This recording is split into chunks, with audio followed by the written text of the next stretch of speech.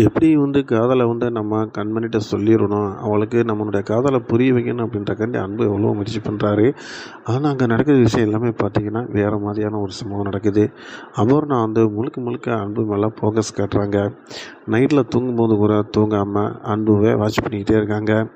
அன்புக்கு நல்லா புரிஞ்சு போச்சு, இவன் நம்மளை சும்மாவே விட மாட்டான் போல இருக்கு, எப்படி நம்ம வசமாக மாட்ட போகிறோம் அப்படின்னு நினச்சிட்டு அதுக்கு முன்னாடி நம்ம ஏதாச்சும் ஒரு ஐடியா பண்ணணுன்ட்டு ஒரு லெட்டரில் கண்மணிட்ட நீ வெளியில் இந்த இடத்துக்கு வா அப்படின்னு சொல்லி எழுதுறாப்புல.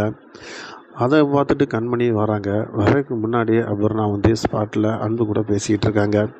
என்ன பேசிக்கிட்டு இருக்காங்க அப்படின்னு பார்த்தீங்கன்னா, ஓப்பன்டாக்காக சொல்லிடுறாங்க, நான் உன்னை காதலிக்கிறேன் அன்பு, உன்னை கல்யாணம் பண்ணிக்கிற விரும்புகிறேன் அப்படின்னு சொல்லிடுறாங்க.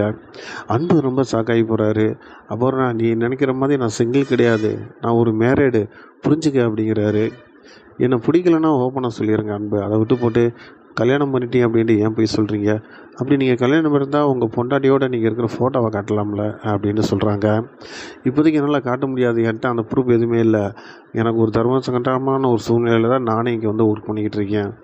ஸோ இந்த டைமில் நீ உன்னோட காதலை சொன்ன என்ன அர்த்தம், நான் தான் ஓப்பனாக சொல்லிட்டேன் எனக்கு கல்யாணம் ஆயிடுச்சுங்கிறத புரிஞ்சுக்கிற மாட்டியா அப்படிங்கிறாரு. அப்படியெல்லாம் கிடையாது அன்பு, நீங்கள் உண்மையாக சொல்லிட்டீங்கன்னா நான் கண்டிப்பாக அதை விட்டு விலகிடுவேன்.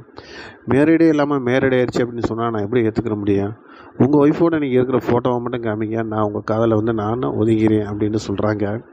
அப்படியே திணறிக்கிட்டு இருக்காப்புல. அது மட்டும் இல்லை, அட்வான்ஸாக போய் என்னை நீங்கள் ஏமாற்றிட்டீங்க அப்படின்னு சொல்லும்போது அன்பு நாள், ஐயோ நான் உன்னை ஒன்றுமே பண்ணலையே, ஏமாற்றிட்டேன் நீ அப்படி சொல்லிகிட்டு இருக்க, இதெல்லாம் யாராச்சும் பார்த்தா தப்பாக நினைக்க மாட்டாங்களா அப்படின்னு நான் சொல்கிறாரு. அந்த டைமில் கண்மணி பார்த்துடுறாங்க.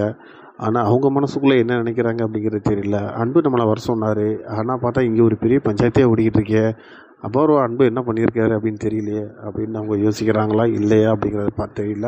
தொடர்ந்து நம்ம சேனலை